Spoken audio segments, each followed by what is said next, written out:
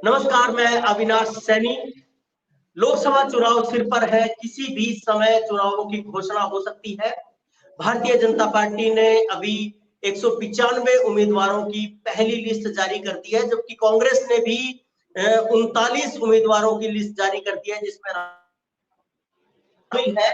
हरियाणा की अगर बात करें तो हरियाणा में दोनों ही दलों को अभी उम्मीदवार तय करने हैं। ये बात अलग है कि इंडिया गठबंधन से कुरुक्षेत्र में सुशील कुमार गुप्ता का नाम आम आदमी पार्टी तय कर चुकी है। अभी तक हम लोकसभा चुनाव के बारे में बात करते रहे हैं। रोहतक, कुरुक्षेत्र, सोनीपत और हिसार लोकसभा सीटों के बारे में हमने चर्चा की है कि वहां क्या स्थिति है, कौन सा दल मजबूत है, कौन से उम्मीदवार वहां हो सकते हैं, संभावित उम्मीदवार क्या है, उनकी ताकत क्या है, उनकी कमजोरियां क्या है। अभी हम जिस लोकसभा सीट के बारे में बात करने जा रहे हैं वो है भिवानी महेंद्रगढ़ सीट। ये बहुत ही महत्वपूर्ण सीट है और बहुत ही रोचक मुकाबला हमें लगता है कि यहाँ पे होने जा रहा है। इस पे बात करने के लिए हमारे साथ है प्रद्युमन जोशीला जी, जो राजनीतिक विश्लेषक है। हरियाणा की राजनीतिक नब्ज पे उनकी उंगली रहती है और बहुत सारी चीजें उनके टिप्स पे है हरियाणा की राजनीति को लेके, तो उनसे बात करेंगे। प्रद्युमन जी नमस्कार। जी बहुत बहुत धन्यवाद सैनी साहब जी।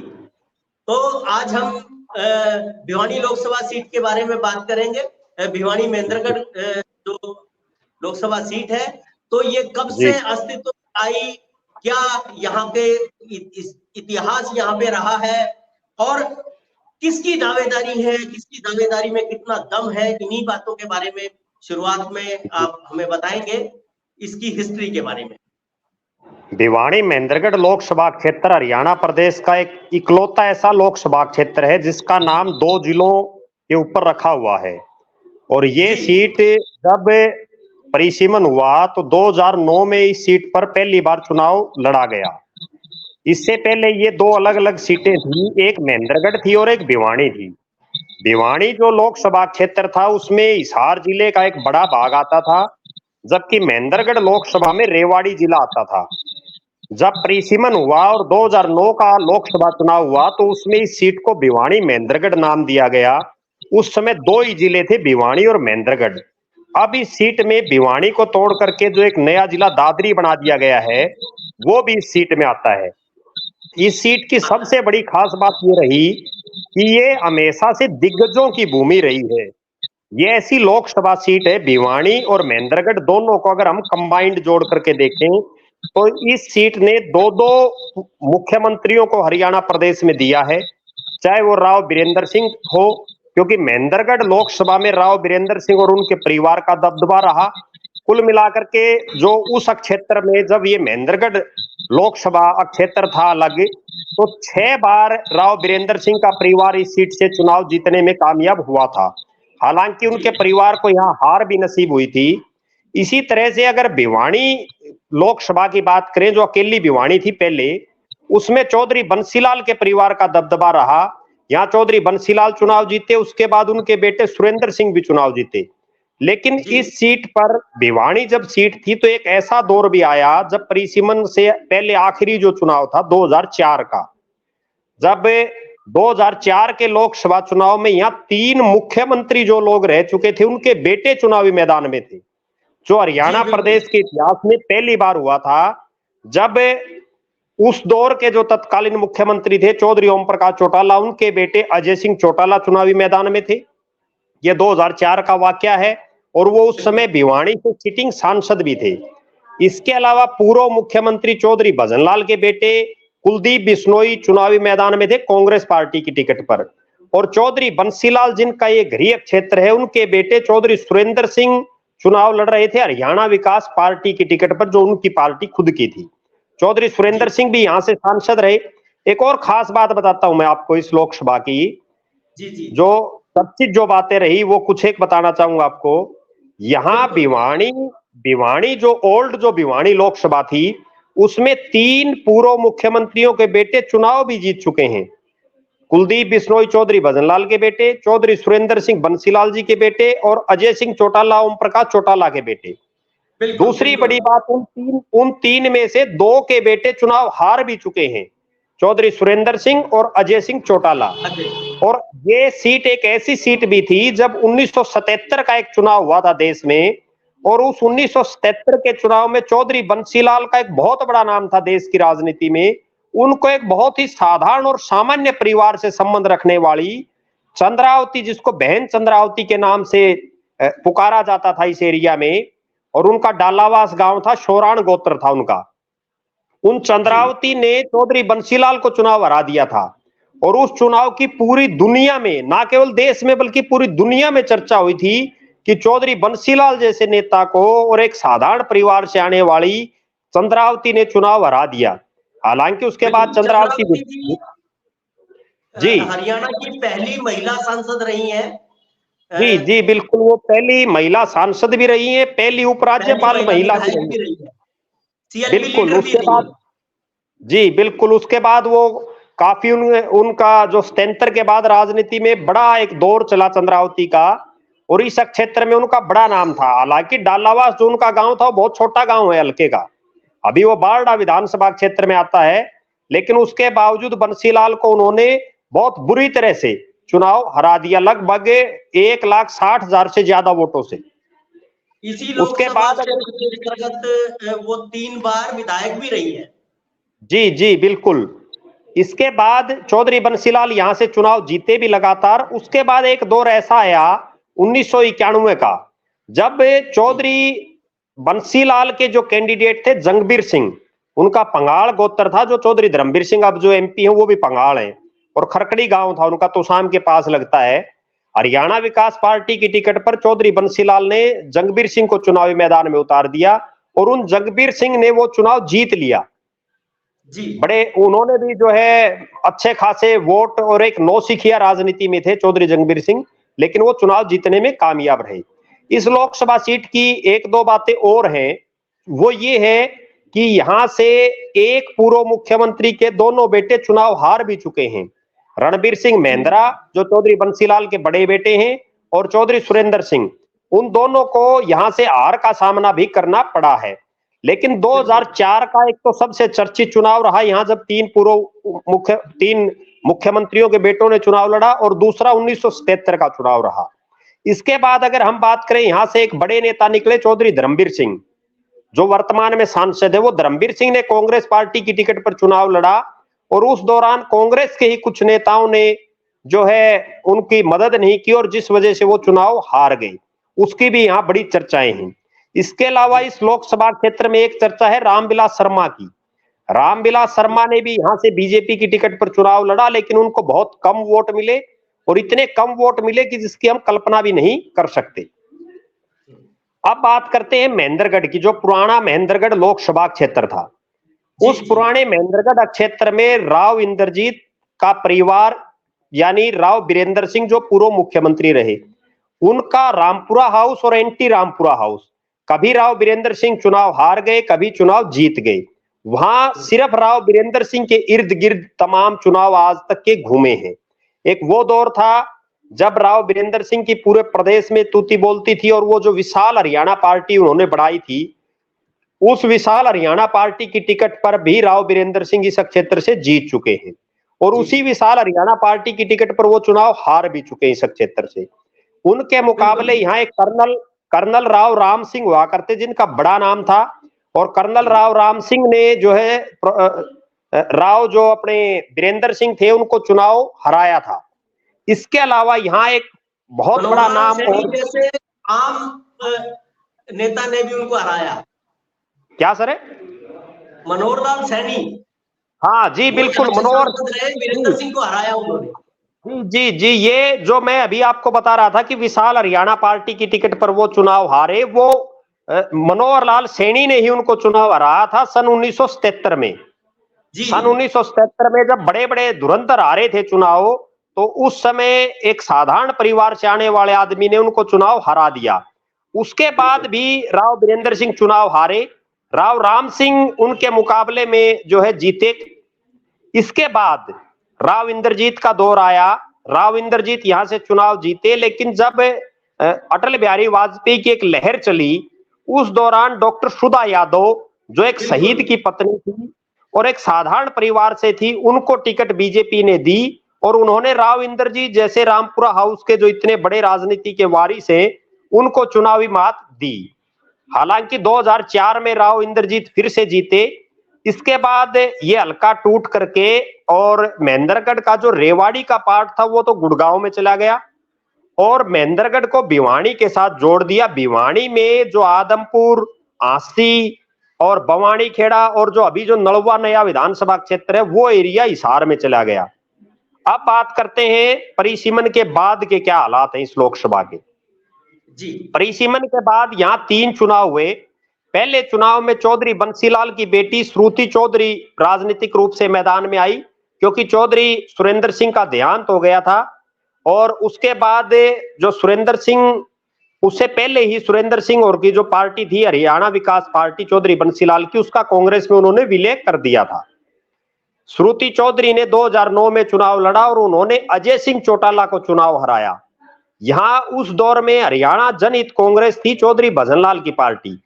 उन्होंने राव नरेंद्र है, उनका भी एक बहुत बड़ा नाम है इस क्षेत्र में, नारनौल और अटेली विधानसभा क्षेत्र में। राव नरेंद्र सिंह हजका की टिकट पर चुनाव लड़ रहे थे और उनको 2 लाख के आसपास वोट मिले और वो चुनाव हार गए। श्रुति चौधरी चुनाव जीत करके चौधरी बंसीलाल के परिवार की तीसरी पीढ़ी हो गई थी जो संसद में पहुंची। इसके बाद 2014 और 2019 के चुनाव में यहां से चौधरी धर्मवीर सिंह, जिन्होंने, उनके नाम भी एक बड़ा ऐसा रिकॉर्ड है जो हर नेता अपने नाम करना चाहेगा। चौधरी धर्मवीर सिंह प्रदेश के वो नेता हैं जिन्होंने, प्रदेश के नहीं देश के वो नेता हैं जिन्होंने एक परिवार की 3 पीढ़ियों को चुनाव हरा रखा है। चौधरी बंसीलाल, चौधरी सुरेंद्र सिंह और उनकी बेटी श्रुति चौधरी। इसके अलावा भी एक रिकॉर्ड और है चौधरी धर्मवीर सिंह के नाम, जिसको भी हर नेता बनाना चाहेगा। चौधरी धर्मवीर सिंह लगातार पहले तोशाम, 2000 में, 2005 में बारडा, 2009 में सोना गुड़गांव में और 2014 में भिवानी महेंद्रगढ़ पार्लियामेंट 4 बार लगातार 4 अलग अलग हलकों से चुनाव जीतने वाले नेता भी हैं, जो विरला ही कहीं कोई देश में मिलेगा। अब बात करते हैं, जब 2014 का लोकसभा चुनाव आया तो उसमें मोदी जी की आंधी थी। उस आंधी में चौधरी, एक और खास बात बताता हूं मैं आपको, 2014 के लोकसभा चुनाव में चौधरी धर्मवीर सिंह कांग्रेस पार्टी के विधायक थे और उन्होंने कांग्रेस पार्टी के विधायक पद से रिजाइन देकर के बीजेपी ज्वाइन की, क्योंकि विधानसभा का टेन्योर बाकी था। और उसके बाद उन्होंने बीजेपी की टिकट पर चुनाव लड़ा और अच्छे खासे वोटों से जो है वो चुनाव जीतने में कामयाब रहे। उस चुनाव में चौधरी बंसीलाल की पोती श्रुति चौधरी तीसरे नंबर पर चली गई। ये भी एक गजब बात थी। वहां 2 नंबर पर राव बहादुर सिंह रहे, जो इंडियन नेशनल लोकदल के कैंडिडेट थे और नांगल चौधरी के पूर्व में विधायक थे। अब बात करते हैं 2019 के लोकसभा चुनाव की। जब मोदी की आंधी थी तो चौधरी धर्मवीर सिंह बिना वोट मांगे, ये भी एक गजब बात है कि वो बिना वोट मांगे यहां लाखों वोटों से चुनाव जीते। 7 लाख के आसपास उनको वोट मिले और वो लगभग 5 लाख के आसपास वोटों से चुनाव जीतने में कामयाब रहे। श्रुति चौधरी को उन्होंने हराया और जेजेपी की कैंडिडेट भी बुरी तरह से हारी। इस लोकसभा की एक और खास बात मैं आपको बताऊं जी, एक खास बात और बताऊं महेंद्रगढ़ लोकसभा की, वो ये है कि यहाँ एक फाइटर नेता है रघु यादव, जो बेशक विधायक एक बार बना लेकिन उसने कई बार लोकसभा के चुनाव लड़े और अच्छे खासे वोट प्राप्त किए, लेकिन उनकी बदकिस्मती ये रही कि वो कभी देश की संसद में नहीं जा सके। बिल्कुल जी, रघु ये यादव भूतकाल था। जो है वो पानी जल युद्ध उन्होंने लड़ा था और इसलिए जल युद्ध के नेता के तौर पे वो वहां के काफी जी, नाम उन्होंने हासिल किया। उन्होंने विधानसभा में पहुंचे लेकिन वहां से भी उन्हें बीच में ही छोड़ना पड़ा था।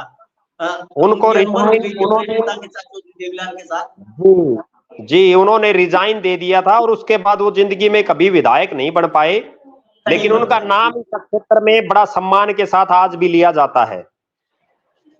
2019 के चुनाव की अगर हम बात करें तो 4 लाख से ज्यादा वोटों से चौधरी धर्मवीर यहाँ से जीते थे और श्रुति लगभग चौधरी 4.5 लाख। उनको 3 लाख के करीब वोट मिले थे। मतलब जो हार का अंतर था उससे भी कम उनको वोट मिले थे। तो जी, और अगर वो भी यहाँ बिना की, मांगे। हाँ जी, अगर जी अभी की स्थिति की हम बात करें, जो 9 विधानसभाएं अभी आती है इसके अंतर्गत, तो उसपे कम से कम 5 विधानसभा ऐसी हैं जिसपे भारतीय जनता पार्टी के विधायक काबिज है, और ओम प्रकाश दलाल देखो जो वहां से मंत्री भी हैं। जयप्रकाश, मैं बताता हूँ सर कांग्रेस के साहब, पास उसमें 2 क्या सीट है। है, जेजेपी के पास 1 सीट है, और 1 निर्दलीय विधायक है वहां से, दादरी से। जी तो इसके बारे में क्या आप कहना चाहेंगे? मैं बताऊं आपको, भिवाड़ी महेंद्रगढ़ लोकसभा क्षेत्र में फिलहाल 4 विधानसभा क्षेत्र तो आते हैं महेंद्रगढ़ जिले के, जिसमें महेंद्रगढ़, नारनौल, अटेली और नांगल चौधरी। 2 विधानसभा क्षेत्र आते हैं दादरी जिले के, दादरी और बारडा, और 3 विधानसभा क्षेत्र आते हैं भिवाड़ी जिले के, भिवाड़ी, लोहारू और तोशाम।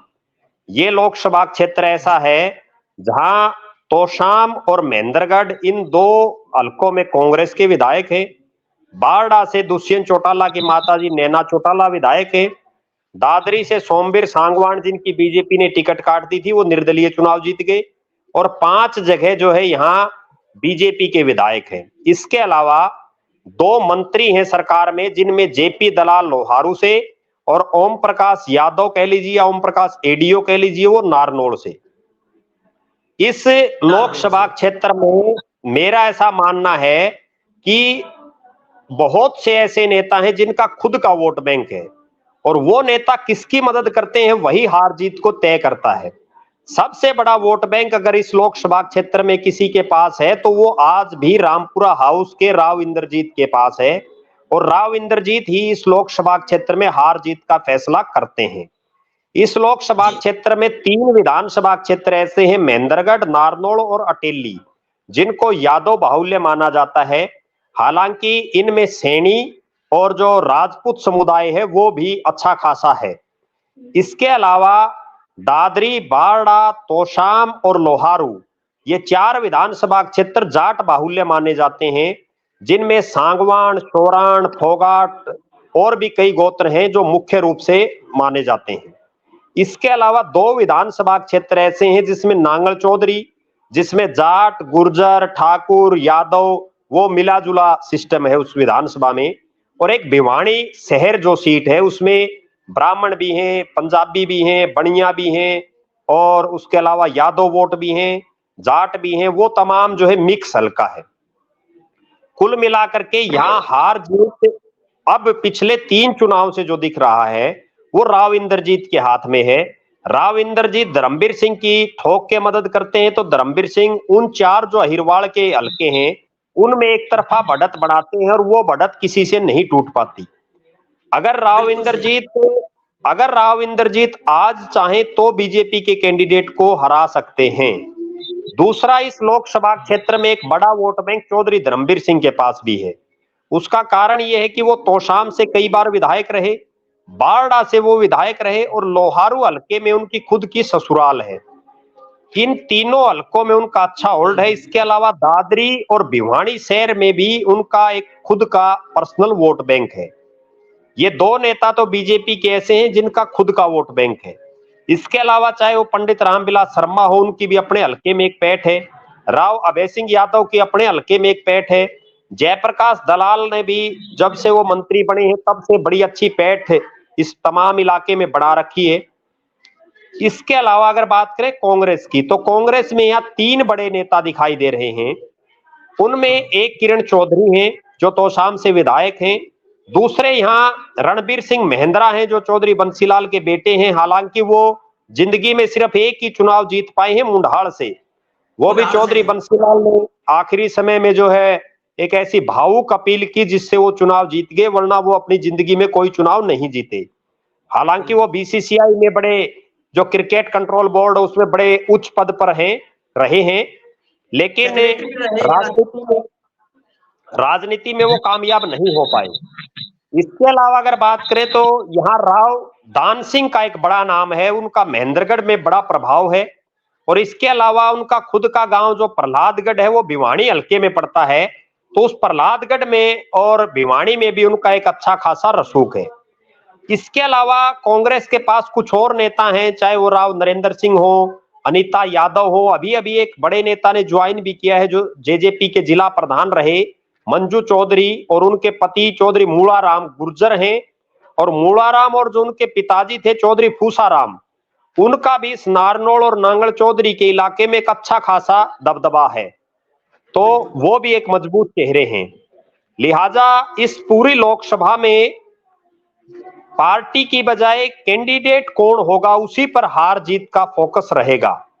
इसके अलावा यहाँ एक बहुत बड़ा बैंक जो बाबा रामदेव है, स्वामी रामदेव, क्योंकि उनका गांव भी नांगल चौधरी में सैद अलीपुर गांव पड़ता है, आखिर में बिल्कुल हरियाणा के बॉर्डर के पास, उनका भी अपना एक खासा इस क्षेत्र में उनके भी समर्थक हैं। जी, यहाँ के जो मुद्दे हैं वो क्या जी, निकल के आते हैं इस लोकसभा सीट से? डिसाइडिंग फैक्टर आप किसको मानते हैं?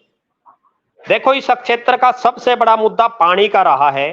ये तमाम वो एरिया है, बड़वा गांव से आप शुरू हो जाओ, बड़वा बिल्कुल हिसार की सीम पर आता है और लोकसभा के बड़े गांव में है, लुवारू हल्के में, और वहां से आप लास्ट निजामपुर तक चले जाओ जो नांगल चौधरी में पड़ता है, राजस्थान के बॉर्डर पर। ये तमाम एरिया राजस्थान के साथ लगता है।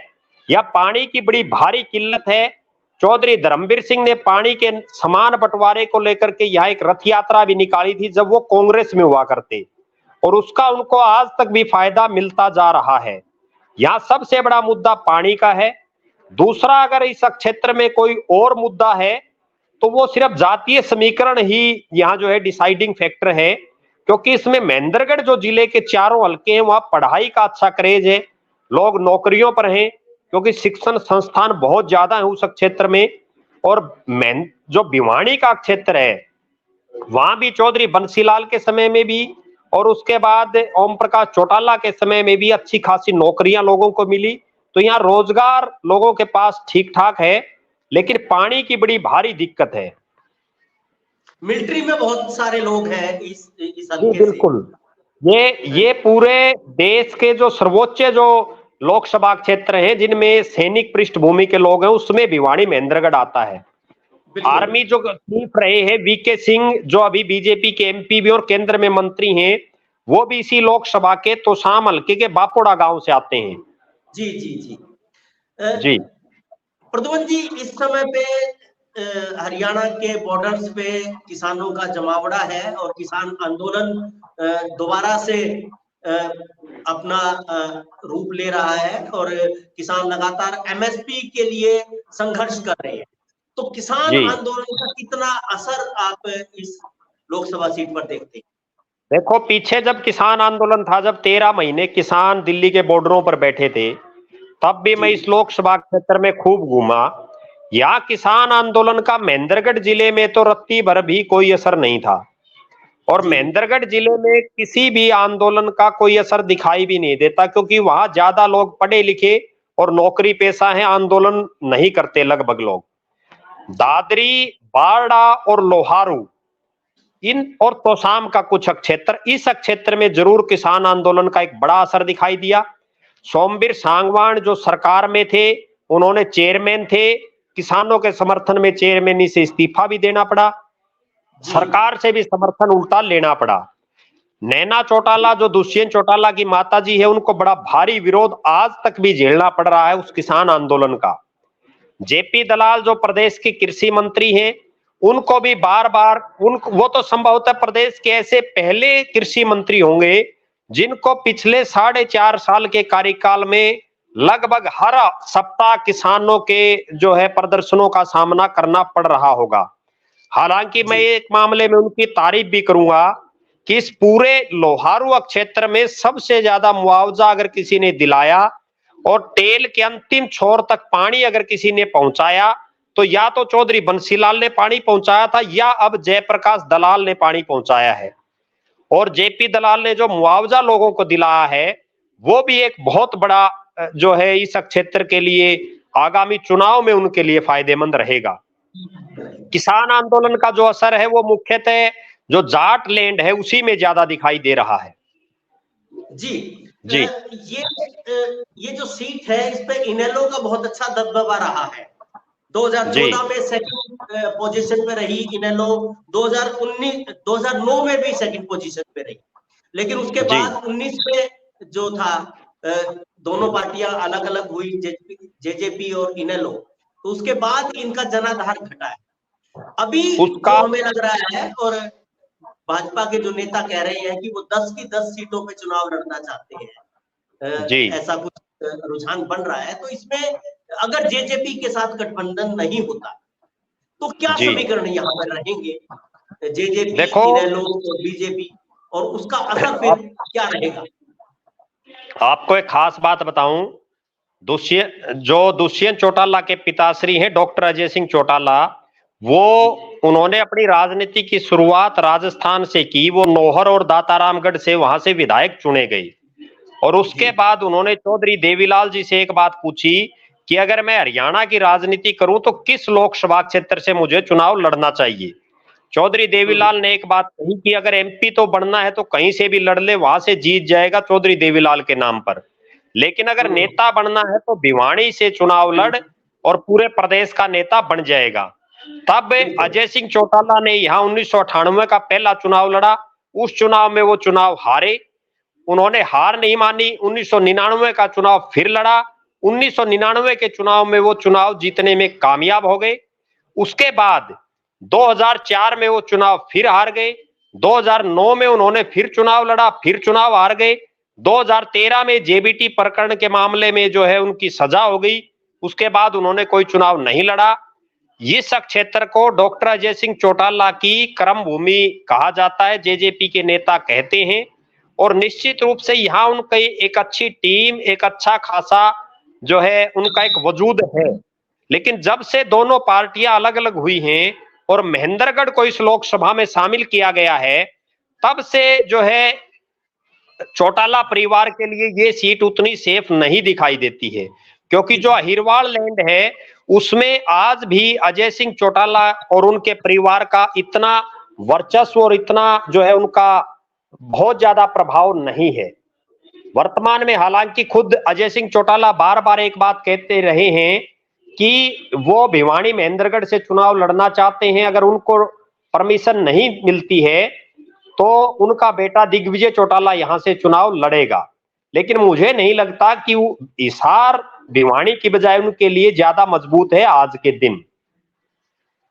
जी जी कांग्रेस की अगर बात करें तो कांग्रेस में भी खेमेबाजी, धड़ेबाजी बहुत ज्यादा है, और किरण चौधरी हालांकि उस पूरे क्षेत्र में अपना दबदबा मानती हैं, कहती रही हैं कि वो उनकी कर्म भूमि है, इसलिए श्रुति चौधरी बहुत मजबूत दावेदार है। लेकिन भूपेंद्र सिंह हुड्डा जो है वो उनके जो नेता हैं, उनको जो मानने वाले नेता हैं वो भी वहां पे है और वो भी दावेदारी कर रहे हैं। तो ये जो कांग्रेस की फूट है, और पिछली बार भी जो हम बात कर रहे थे कि श्रुति चौधरी 4 लाख के करीब वोटों से हारी, उनको 3 लाख के करीब वोट मिले, तो कहां चूक रही थी पिछली बार, और इस बार कांग्रेस को क्या सावधानी बरतने की जरूरत है? इस लोकसभा क्षेत्र में सिर्फ एक ही समीकरण है सैनी साहब, जहां अहिरवाल के जो चारों विधानसभा क्षेत्र हैं वो जिसको जिताएंगे वही सांसद बनेगा आज के दिन। उसका कारण ये है कि जाट कैंडिडेट 2 खड़े हो जाते हैं और उसके बाद जो अहिरवाल है वो डिसाइडिंग फैक्टर हो जाता है, और उस अहिरवाल में भी राव इंद्रजीत सबसे बड़ा डिसाइडिंग फैक्टर है। अभी जो भूपेंद्र यादव हैं जो केंद्र में मंत्री थे, उनको भिवाड़ी से टिकट देने की बड़ी चर्चाएं चल रही थी, उन्होंने कार्यालय भी खोल लिए थे, उनके जो पीए और जो उनके खासम खास थे वो लोगों से मिलना जुलना भी शुरू कर दिया था। लेकिन सिर्फ इसी, मुझे ऐसा लग रहा है कि सिर्फ इसी भय से उन्होंने चुनाव नहीं लड़ा, या उनको टिकट इसी वजह से बीजेपी ने नहीं दी कि कहीं राव इंद्रजीत कोई खेला ना कर दें, क्योंकि ऐसा संभावनाएं थी कि राव इंद्रजीत जो है कुछ भी कर सकते हैं। और चौधरी धर्मवीर सिंह भी राजनीति के बड़े खिलाड़ी हैं। आपको एक और खास वाक्य बताऊं, 2014 का जब विधानसभा का चुनाव था और बीजेपी केंद्र में सरकार थी, तो शाम से एक बिल्कुल अनजान व्यक्ति को बीजेपी ने टिकट दे दिया, चौधरी धर्मवीर सिंह के वो नजदीकी थे, उनको 1000-1200 के आसपास वोट मिले। वो सबसे कम वोट थे बीजेपी के, जब बीजेपी के 46 एमएलए आए और उनकी सरकार बनी। जबकि धर्मवीर सिंह के खुद के भाई राजवीर सिंह लाला ने निर्दलीय चुनाव लड़ा और उन्होंने अच्छे खासे लगभग 40,000 के आसपास वोट लेकर के वो गए। तो यहां जो है ये कहा जा सकता है कि किसी पार्टी के बंधुआ नहीं है, यहाँ लोग या नेता के साथ लोग हैं। और जहां तक आपने किरण चौधरी का और कांग्रेस का बात की, तो मेरा ऐसा मानना है कि आज के दिन यहां सबसे मजबूत कैंडिडेट श्रुति चौधरी की बजाय कांग्रेस को किरण चौधरी को चुनावी मैदान में उतारना चाहिए, क्योंकि किरण चौधरी और श्रुति चौधरी में दिन रात का अंतर है।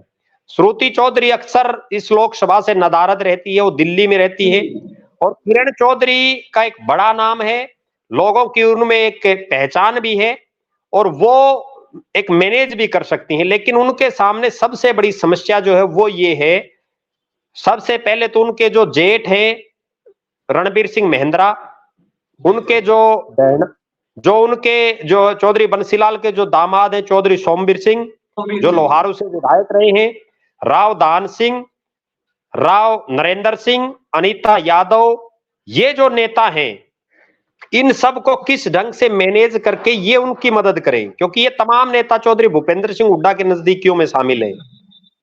जब तक ये नेता सहयोग नहीं करेंगे तब तक किरण चौधरी या श्रुति चौधरी या चुनाव जीतना तो बहुत दूर की बात, वो सम्मानजनक उनकी हार भी नहीं हो पाएगी। ओम प्रकाश धनखड़ का नाम भारतीय जनता पार्टी ने पैनल में भेजा है यहां से, और हम पीछे चर्चा कर रहे थे जब हिसार की बात हो रही थी तो ये भी आ रहा था कि हो सकता है कि चौधरी धर्मवीर को हिसार शिफ्ट कर दिया जाए। तो ऐसे में क्या समीकरण बनते हैं, भारतीय जनता पार्टी किस पे दांव खेल सकती है? देखो, चौधरी धर्मवीर सिंह का गांव हिसार लोकसभा में पड़ता है, बवानीखेड़ा हल्के में तालू, और ओम प्रकाश धनखड़ ने दादरी से एक बार चुनाव लड़ा था विधानसभा का, लेकिन उनकी बड़ी बुरी से भी बुरी हार हुई थी। लगभग 3000 के आसपास उनको वोट मिले थे। और ओम प्रकाश धनखड़ का खुद का इस क्षेत्र में कोई बहुत बड़ा जो है वोट बैंक खुद का नहीं है जी। यहां से या तो चौधरी धर्मवीर सिंह ही जिताऊ कैंडिडेट है। अगर चौधरी धर्मवीर सिंह को हिसार शिफ्ट किया जाता है तो मेरा ऐसा मानना है कि यहां एक ही कैंडिडेट और ज्यादा मजबूत है, वो है जयप्रकाश दलाल, जेपी दलाल जी। क्योंकि जेपी दलाल के नाम पर जाट वोट बैंक पड़ जाएगा। और दूसरी तरफ राव इंद्रजीत भी मुझे नहीं लगता कि उनकी कोई बहुत ज्यादा खिलाफत करेंगे, वो भी उनकी मदद कर सकते हैं। जी, राव दान सिंह का नाम कांग्रेस की तरफ से भी उछाला जा रहा है कि अगर ये समीकरण ऐसे बनते हैं कि यहाँ से धर्मवीर जी को वो किया जाता है और जाट को आमने सामने करने की बजाय यादव कार्ड खेलती है कांग्रेस। देखो, अगर राव दान सिंह को टिकट मिलेगी तो एक चीज तो ये निश्चित है कि जो किरण चौधरी के समर्थक हैं वो उनको वोट नहीं डालेंगे, क्योंकि पीछे भी हमने देखा था कि राव दान सिंह ने भी उस ढंग की मदद श्रुति चौधरी की नहीं की जो एक लोकसभा के कैंडिडेट की करनी चाहिए। दूसरी बात, राव दान सिंह के सामने एक बहुत बड़ी समस्या ये है कि वो सिर्फ महेंद्रगढ़ और कुछ भिवानी का क्षेत्र उस तक के ही नेता हैं। उसके अलावा उनका जैसे लोहारू है, बारडा है, दादरी है, तोशाम है, इन क्षेत्रों में कोई बहुत लंबा चौड़ा उनका प्रभाव नहीं है।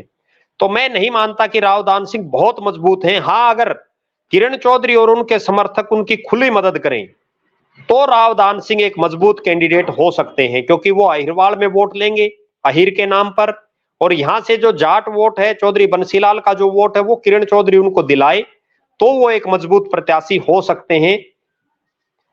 कहने का जो लब्बो-लुआब है वो ये है कि कांग्रेस पार्टी सिर्फ तभी इस सीट को जीत पाएगी या जीतने के हालात में होगी जब हुड्डा गुट और किरण चौधरी का गुट एक साथ हो।